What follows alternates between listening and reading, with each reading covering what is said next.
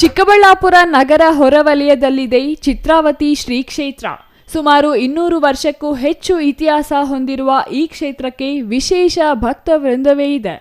ನಂದಿಗಿರಿಧಾಮದಲ್ಲಿ ಹುಟ್ಟುವ ಚಿತ್ರಾವತಿ ನದಿ ಈ ಕ್ಷೇತ್ರದಲ್ಲಿಯೇ ಉಗಮವಾದಳಂತೆ. ಇದೇ ಕಾರಣಕ್ಕೆ ಈ ಕ್ಷೇತ್ರಕ್ಕೆ ಚಿತ್ರಾವತಿ ಕ್ಷೇತ್ರ ಎಂಬ ಹೆಸರು ಬಂದಿದೆಯಂತೆ. ಇಲ್ಲಿ ನೆಲೆಸಿರೋದು ಸುಬ್ರಹ್ಮಣ್ಯ ಸ್ವಾಮಿ. ಸುಬ್ರಹ್ಮಣ್ಯ ಎಂದರೆ ಆರೋಗ್ಯ ಸಚಿವರಿದ್ದಂತೆ. ಮಾನವನಿಗೆ ಗ್ರಹಗಳ ಫಲಗಳಿಂದ ಕಾಡುವ ಅನಾರೋಗ್ಯ ದೂರವಾಗಬೇಕಾದರೆ ಸುಬ್ರಹ್ಮಣ್ಯನ ಆರಾಧನೆ ಮಾಡಬೇಕು. ಹಾಗಾಗಿಯೇ ಈ ಚಿತ್ರಾವತಿ ಕ್ಷೇತ್ರಕ್ಕೆ ಭಕ್ತರ ಸಂಖ್ಯೆಯೂ ಹೆಚ್ಚು.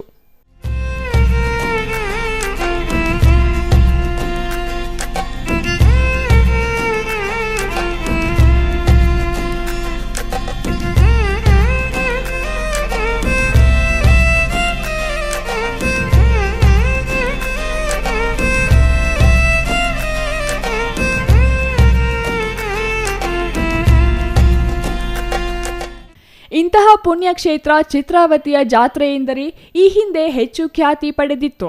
ರಾಜ್ಯ ಮಾತ್ರವಲ್ಲದೆ ತಮಿಳುನಾಡು, ಆಂಧ್ರ ಪ್ರದೇಶ, ತೆಲಂಗಾಣದಿಂದಲೂ ಇಲ್ಲಿಗೆ ಅನೇಕ ಮಂದಿ ಆಗಮಿಸುತ್ತಿದ್ದರು.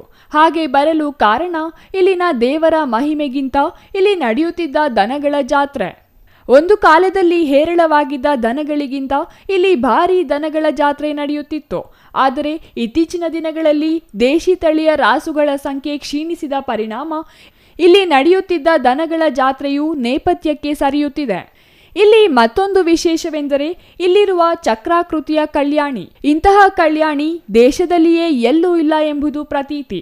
ಚಕ್ರಾಕೃತಿಯಲ್ಲಿ 100 ವಿಸ್ತೀರ್ಣದಲ್ಲಿರುವ ಈ ಕಲ್ಯಾಣಿಯ ಮಧ್ಯಭಾಗದಲ್ಲಿ ಒಂದು ವಜ್ರಭಾವಿ ಇದೆ. ಹಿಂದೆ ಈ ಬಾವಿಯ ಮೂಲಕವೇ ಚಿತ್ರಾವತಿ ನದಿ ಉಗಮವಾಗಿ ಇಲ್ಲಿಂದ ಮುಂದೆ ನದಿಯಾಗಿ ಹರಿಯುತ್ತಿತ್ತಂತೆ.